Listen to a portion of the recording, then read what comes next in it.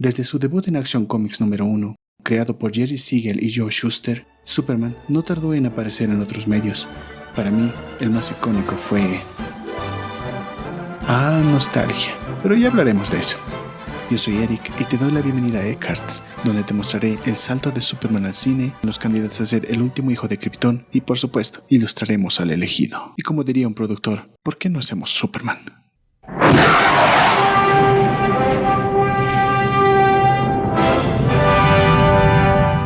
Ok, Superman no nació con una anécdota particularmente épica. Más bien fue curiosa. Elijah Salkind buscaba un nuevo proyecto en el que trabajar junto a su padre. Se toparía con un anuncio de El Zorro. Eso le daría la idea de una película de cómics. Un día simplemente dijo, ¿por qué no hacemos Superman? Pero dejemos algo en claro. Una producción cinematográfica es un proyecto enorme y tiene fases desde la pre, pro y postproducción. Lo menciono porque antes del director y actor apareció Yvonne Blake. Déjame hablarte un poco de ella.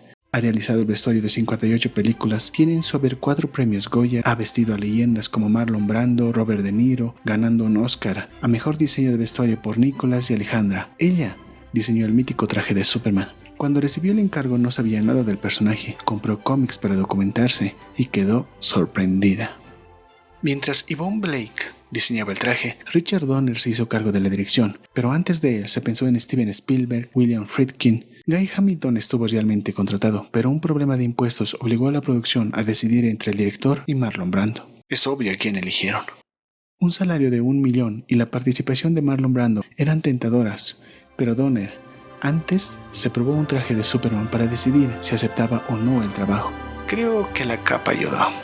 Su intención fue clara. Continuar con la historia y pureza que habían empezado Jerry Siegel y Joe Shuster. Mientras tanto, Yvonne le hizo un traje sin costuras. Quería darle al tejido una forma de segunda piel, pero el mayor lío fue encontrar el azul exacto debido a esto.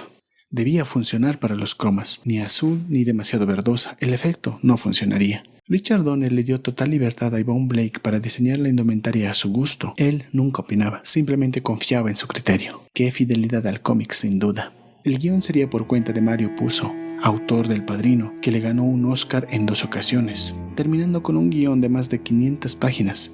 Un guión, un director y un traje listo.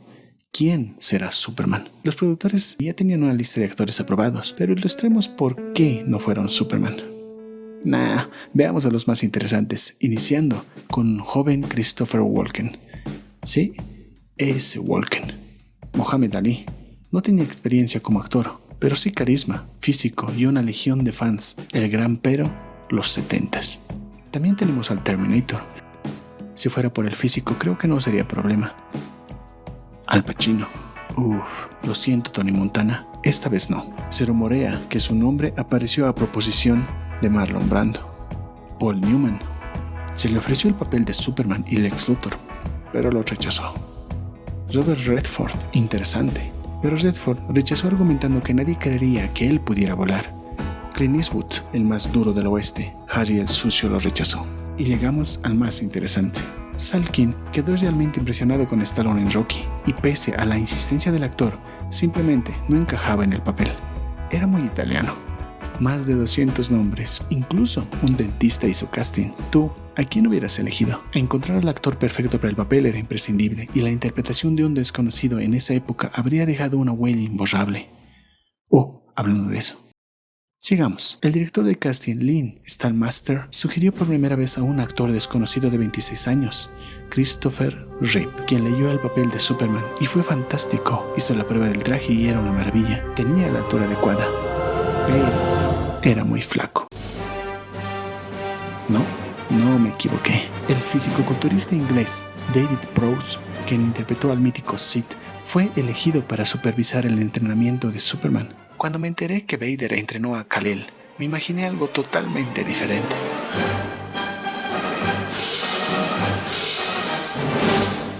Muy bien, tenemos una historia, un traje y un Superman. Hora de ilustrar. Debemos tener algo en mente. Usaremos la simetría, con un punto de fuga apoyándonos en una de las poses de Superman que trascendieron y son parte de la cultura popular. Pero desde una vista contrapicada, engrandeciendo la figura de Christopher Reeve, listo para asumir el manto.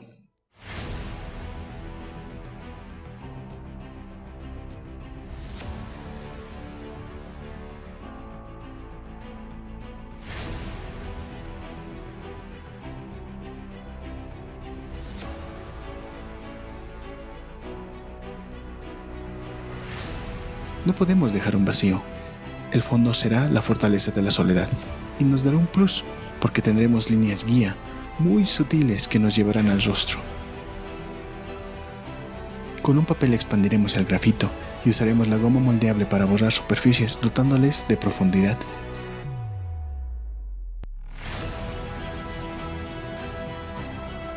El pincel ayuda a difuminar y dar textura. Para darle balance, añadiremos una iluminación natural proveniente de la parte superior de la fortaleza. Aquí usaremos acrílex blanco con un poco de agua para aclarar e indicar el origen de las mismas. Superman debe destacar.